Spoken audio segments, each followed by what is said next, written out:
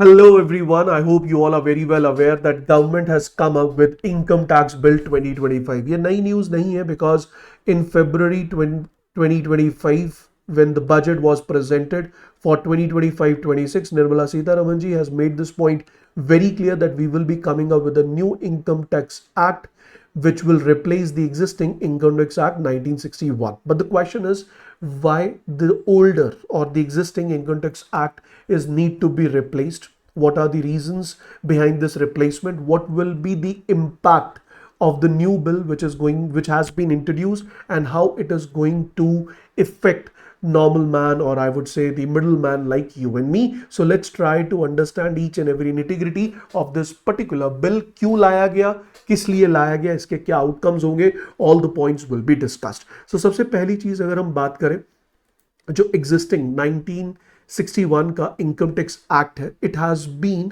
Amended more than 5,000 times, and because of this immense number of amendments, this bill has become very complex with repeated amendments, with repeated litigations, with a very complex litigation structure. This already existing act has a problem of overlapping provisions, ambiguity, as well as complex litigation. So in order to overcome these issues, Nirmala Sitharaman ji has announced that government will come up with a new income tax bill, which will be a time bound simplification. Clear drafting has been done. That means, as per the clear drafting has been done to make the law easy to read and interpret. There will be fewer overlaps का मतलब है in order to avoid redundancy, there will be fewer overlapping provisions, and there will be reduction in the litigation hotspots, that is areas that frequent lead to disputes. तो जितने भी areas है which leads to frequent disputes, all those I would say litigation hotspots will be overruled, or it will be reduced in the newly introduced bill. अब यहाँ पर सबसे important चीज है कि सर ये बिल को कब लाया गया. तो सबसे पहली चीज, जब बजट 2025-26 की स्पीच दी गई थी, उस समय निर्मला सीतारमन जी ने बिल्कुल क्लियरली कहा था कि we will be coming up with the new income tax bill, and finally on 13th of February income tax bill को इंट्रोड्यूस किया गया इन लोकसभा. लेकिन जब भी कभी इतने बड़े बड़े बिल्स को इंट्रोड्यूस किया जाता है, उस समय एक कमेटी बनाई जाती है which comes up with the suggestions, और उन सजेशंस के बाद ही फाइनल बिल को वोटिंग के लिए प्रेजेंट किया जाता. तो यहां भी एक कमेटी बनाई गई, and the name of the committee was select committee, जिसके 31 मेंबर्स थे under the chairmanship of B Panda. और इस कमेटी ने लगभग 280 प्लस सजेशंस दिए. हालांकि ये जो नया बिल है सरकार के अकॉर्डिंग ये आसान है, सिंपल है, बट जो बी पांडा सेलेक्ट कमेटी उसने 280 प्लस सजेशंस दिए, और निर्मला सीतारमन जी ने उन सारे के सारे सजेशंस को एक्सेप्ट किया. अब पॉइंट ये था कि इन 280 प्लस सजेशंस को ऑलरेडी इंट्रोड्यूस बिल में इंप्लीमेंट करना हो रहा था काफी टफ. तो इस चीज को ओवररूल करने के लिए निर्मला सीतारमन जी ने पहले जो ओरिजिनल बिल फरवरी में प्रेजेंट किया था उसे विड्रॉ किया, उसे वापस ले लिया लोकसभा से, और 3 दिन के बाद 11 अगस्त को इन सारे सजेशंस को इंक्लूड करने के बाद एक रिवाइज्ड बिल को रीइंट्रोड्यूस किया गया ऑन 11th अगस्त, और उसी दिन इस बिल को पास भी करा लिया गया without any debate, because opposition was busy with their protest related to the elections and the voting and what not. उन सारे इश्यूज के चलते हुए यहां पर ये जो बिल है, it has been passed from Lok Sabha, and that too without any debate, which is a point of concern about which I will be discussing few minutes later. Moving on to the next point, जब भी कभी हम word use करते हैं income tax bill, आप जैसे ही internet पे लिखेंगे इनकम टैक्स बिल 2025, हर जगह लिखा होगा this is a simplified income tax bill which has been introduced, and this simplified bill consists of almost 50% less words in comparison to already existing act. तो ये जो word simple है, it basically stands for streamlined structure and language. I stands for integrated and concise. That means ये जो bill है, नया act जो बनने वाला है, ये स्ट्रीमलाइंड है, स्ट्रक्चर्ड है, लैंग्वेज सिंपल है, इंटीग्रेटेड है, कंसाइज है, इसमें मिनिमम लिटिगेशन है, प्रैक्टिकल है, ट्रांसपेरेंट है, लर्निंग कैपेसिटी रखता है, अडेप्ट करेगा as per the changing situation, and it is an efficient tax reform. That is the reason the term simple is used with respect to income tax bill 2025. अब इस income tax bill में क्या क्या changes, क्या क्या reforms किए जाने वाले हैं, वो सारी चीजें हम ध्यान से देखेंगे. तो सबसे पहला जो स्ट्रक्चरल एंड ड्राफ्टिंग चेंज है, तो स्ट्रक्चरल एंड ड्राफ्टिंग चेंज की बात करें तो साइज जो है वो रिड्यूस किया जाएगा. अप्रोक्सीमेटली जो 800 से ज्यादा सेक्शंस है in the current act, it will be reduce to around 536 sections. और इसके साथ साथ 23 recognized chapters प्रेजेंट किए जाएंगे with significantly fewer words and with simple language. तो आपने जो चैप्टर का काउंट है वो भी डिफाइन कर दिया, प्लस वर्ड काउंट कम कर दिया और लैंग्वेज को क्या कर दिया, सिंपल कर दिया, easy to understand, easy to interpret. अगला पॉइंट जो चेंज हुआ that is related to terminology. That means terms में चेंज किए गए. पहले टर्म होती थी फाइनेंशियल ईयर, टर्म होती थी असेसमेंट ईयर, टर्म होती थी टैक्सेबल ईयर. अब इन सारी टर्म्स को हटा दिया गया और इन सारी टर्म्स की जगह एक ही टर्म यूज की जाएगी, that is tax year. Tax year का मतलब अगर मैं आज, क्या डेट है आज, let's say on 13th of August 2025 को मैं अपने financial year 2024-25 income tax return file करता हूं, तो ये जो इनकम टैक्स रिटर्न मैंने फाइल की है that is for the financial year 2024-25. अब यहां पर ये जो फाइनेंशियल ईयर टर्म है या असेसमेंट ईयर टर्म है उसे रिप्लेस कर दिया by a single term that is tax year. तो जिस साल के टैक्स की आप बात कर रहे हैं, फॉर एग्जाम्पल 2024-25, तो उस केस में 2024-25 will be termed as simple and simple, that is tax year. उसके अलावा जो कि हमारे बजट में अनाउंस किया गया था, 12 लाख रुपए तक की इनकम पर आपको टैक्स रिबेट दिया जाएगा. अगर आपकी टैक्सेबल इनकम 12 लाख तक है तो उसके ऊपर आपको कोई टैक्स पे करने की जरूरत नहीं है, क्योंकि यहाँ पे जो इनकम टैक्स रिबेट है उसे 25,000 से बढ़ाकर कितना कर दिया, 60,000 रुपए तक कर दिया. As per the latest announcement of the budget वो यहाँ पे इंप्लीमेंट किया गया, इंक्लूड किया गया इस पर्टिकुलर एक्ट में. उसके बाद कुछ प्रोसीजरल मॉडर्नाइजेशन की गई हैं, जैसे कि faceless digital first assessment and compliance होगा. means officials cannot reach you, officials cannot disturb you, officials cannot harass you. Now officials, they must issue notices and they consider the taxpayer response before any action. तो पहले आपको एक notice जारी करना होगा, wait करना होगा टैक्सपेयर के रिस्पॉन्स का, फिर आप एडवर्स एक्शन ले सकते हैं. बाकी जितने भी इनिशिएटिव्स होंगे दैट विल बी फेसलेस. आपको पता ही नहीं कि आपके इनकम टैक्स रिटर्न की असेसमेंट किसने की है, आपको पता ही नहीं कि आपके इस पूरे के पूरे केस को कौन हैंडल कर रहा है, और यहाँ पे जितना भी प्रोसेस होगा that will be digital first. उसके बाद फेस टू फेस जो भी कार्रवाई है वो की जाएगी इफ रिक्वायर्ड.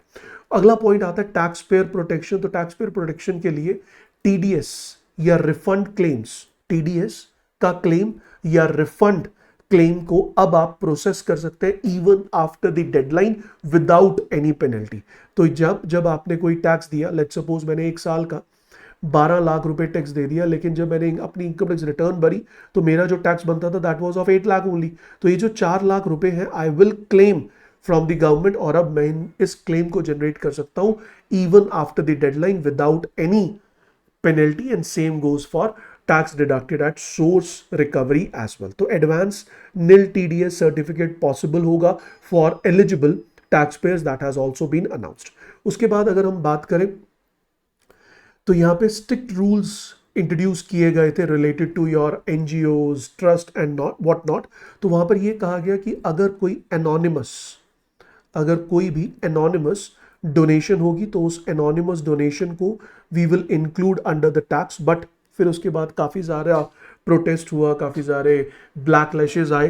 बैकलैशेस के बाद गवर्नमेंट ने कहा ठीक है, जितने भी हमारे रिलीजियस ट्रस्ट है उनमें जो भी एनोनिमस डोनेशन आएगी that will be tax free. लेकिन अगर ये religious trust is owing an education institute और अ हेल्थ इंस्टीट्यूट और एक ट्रस्ट है जिसका डायरेक्टली एजुकेशनल इंस्टीट्यूट है या हेल्थ इंस्टीट्यूट है, तो उस केस में एनोनिमस डोनेशन भी अंडर टैक्स इंक्लूड की जाएगी. एनोनिमस डोनेशन पे भी टैक्स चार्ज किया जाएगा. तो purely religious trust they retain exemption for anonymous donation.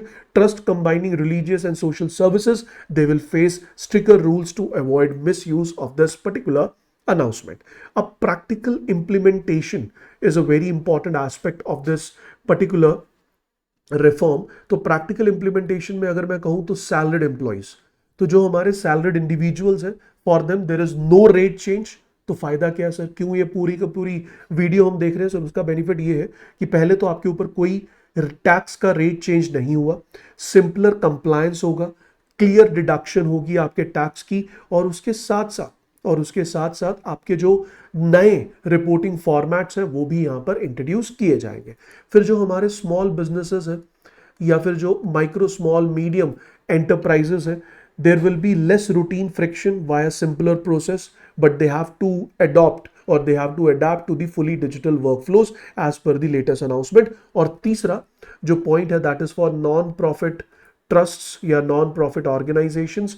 तो रिलीजियस ट्रस्ट को बेनिफिट मिलेगा from unchanged exemption, while the mixed purpose trust which involve religious as well as social services, they will face stricter rules to avoid any misuse of this particular act. So this is the practical implementation. उसके अलावा privacy and data access concerns भी हैं जो कि earlier draft में थे. तो earlier draft जो 2025 बिल का था, that has granted tax authorities broad powers to access your digital material during searches, including they can check your emails, they can check your online trading accounts, they can check your social media accounts. This wide scope has raised privacy concern, and due to this concern which has been raised, the review was done and the select committee recommended moderation of such language and subsequent revision reflected some of these changes. तो उन्होंने basically क्या किया कि language को थोड़ा easy किया, moderate किया, और प्राइवेसी डिबेट को अभी भी प्राइवेसी डिबेट खत्म नहीं हुई, प्राइवेसी डिबेट अभी भी राजी है, लेकिन जिस लेवल पर पहले जितने हार्श मैनर में पहले पावर्स दी गई थी, अब उतने हार्श मैनर में वो पावर्स नहीं दी गई. बट हालांकि अभी भी अगर you are under a search, तो उस केस में authorities they have full right to check your emails, to check your trading accounts, your social media accounts and what not. उसके अलावा अगर हम बात करें, मेजर गोल है to reduce the disputes via clear drafting and cross reference clarity, so that जो disputes थे जो फिर बाद में कोर्ट पे जाकर सेटल डाउन किए जाते थे और इंडिया के जुडिशियल सिस्टम का प्रेशर और उसके ऊपर का कहीं ना कहीं वो time delay, you all are very well aware, तो उसको ओवरकम करने के लिए ये सारे चेंजेस, ये सारे रिकमेंडेशंस दिए गए हैं. पॉलिटिकल एंड लीगल कंट्रोवर्सीज में अगर मैं बात करूं तो सबसे पहली मुझे जो प्रॉब्लम है वो प्रॉब्लम है related to quick passage without extended debate, जो कि बहुत ज़रूरी थी. जब आप इतना बड़ा एक बिल ला रहे हो उस पर कोई डिबेट नहीं हुआ, कोई क्रिटिसिज्म नहीं हुआ, ये एक बहुत बड़ा फेलियर है हमारे पॉलिटिकल फ्रंट पे. There is a concern over insufficient deliberation of major issues, withdrawal plus rapid relaunch sequence added to criticism. कि सर पहले आपने लॉन्च किया, फिर आपने उसे विड्रॉ कर लिया, विड्रॉ करने के बाद दोबारा रीलॉन्च कर दिया और रीलॉन्च करने के बाद उसे पास भी करवा लिया. तो जब आपने रीलॉन्च किया उसके बाद कुछ समय तो देना था जिसमें उस पर्टिकुलर नए ड्राफ्ट को अच्छे से पढ़ा जाता और पढ़ने के बाद उसे फिर जाकर इंप्लीमेंट किया जाता. बट ठीक है, गवर्नमेंट की अगर हम बात करें तो गवर्नमेंट का एजेंडा बिल्कुल सिंपल है कि we have to reduce the tax disputes by eliminating ambiguous drafting, clarifying cross reference within the law, and whether the litigation actually decreases, it will depend on the clarity of implementation rules and how tribunals they are going to interpret the provisions. उस पर depend करेगा कि जो आपने सोचा है क्या वो इंप्लीमेंट होगा या नहीं. अगर ये बिल राज्यसभा से पास हो जाता है और उसके बाद उस पर प्रेसिडेंट के सिग्नेचर हो जाते हैं, तो फिर ये बिल को अप्लाई किया जाएगा, इफेक्ट में लाया जाएगा from 1st of April 2026. That means most taxpayers they will feel its impact starting from financial year 2026-27. तो salaried employees के लिए simple compliance, new ITR formats, MSMEs के लिए reduce friction, adapt a digital mode, और trust के लिए बात करें तो religious trust enjoy the exemption, but hybrid trust they will witness tight rules. तो अगर मैं compare करूँ, I'll remove my image, so this is a comparison between the already existing act and the new bill.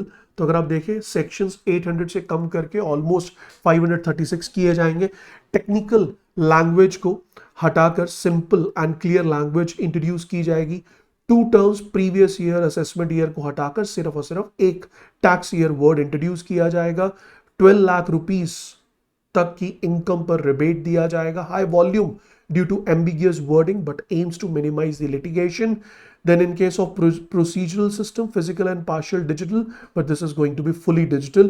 TDS refunds, strict deadlines, delayed refunds, common penalties, automatic. तो पहले क्या था, अगर आपका TDS या refund का मामला है तो उस केस में there were strict deadlines. You have to pay the penalty in case of delayed refund call, but now you have a flexible scenario where you can even apply beyond deadlines, and if you're applying beyond deadlines, no penalty will be charged. So these are some of the changes which have been done among both the bill as well as the existing act. I'm pretty sure that each and every point which we have discussed is I'm sorry. I'm pretty sure each and every point which we have discussed is crystal clear. So just go through with all the nitty-gritties. I will be sharing the PDF on my Telegram channel so that you can go through with the each and every slide which I just discussed, and you can expect at least 1 or 2 questions in your upcoming phase 1 examination for all the different regulatory body exams. Thank you so much for joining. We'll catch you soon. Bye bye. Take care. Good luck. God bless you all.